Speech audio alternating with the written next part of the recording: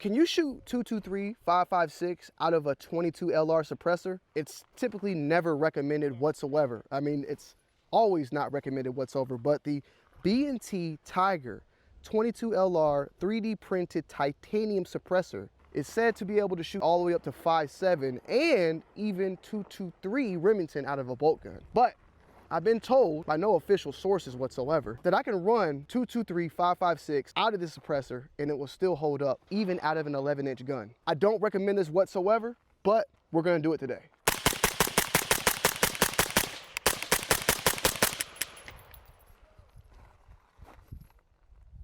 Hey, B&T, 3D, titanium, 22 LR. She's changing color though.